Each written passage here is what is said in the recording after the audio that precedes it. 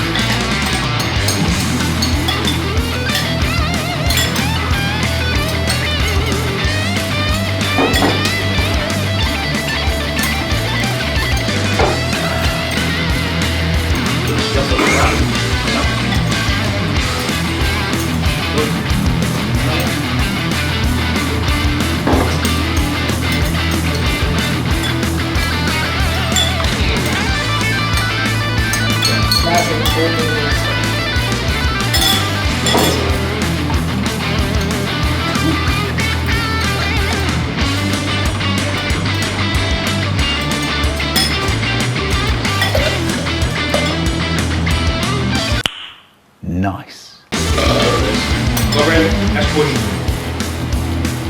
Let's push. Isama dito. Ano ba ako sabi niyo?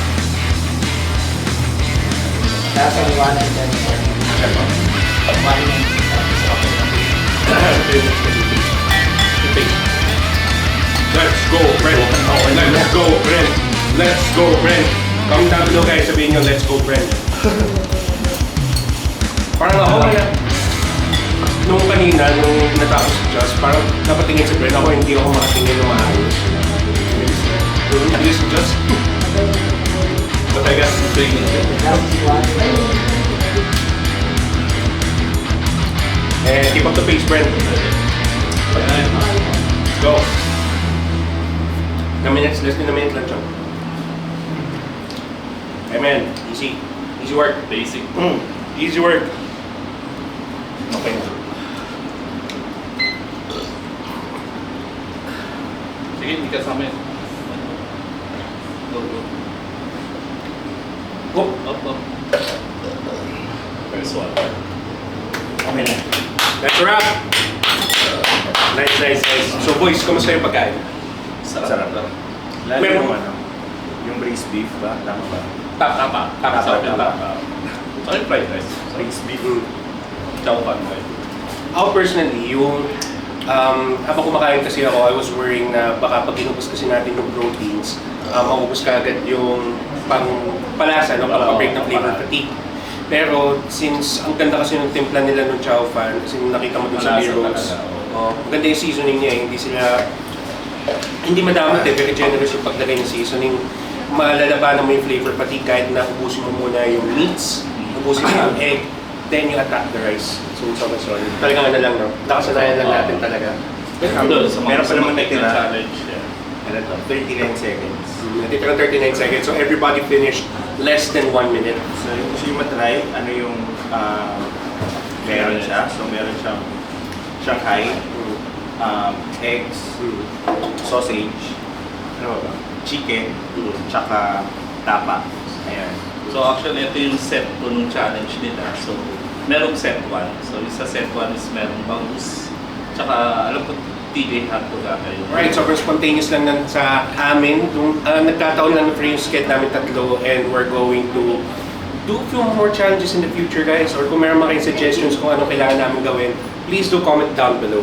So, that's it for us. Again, follow my friends on their socials. So, follow Bren, follow Just. We're going to catch you on the next food challenge. Do me a favor, seek fulfillment to what you do. Sobrang panalo yan.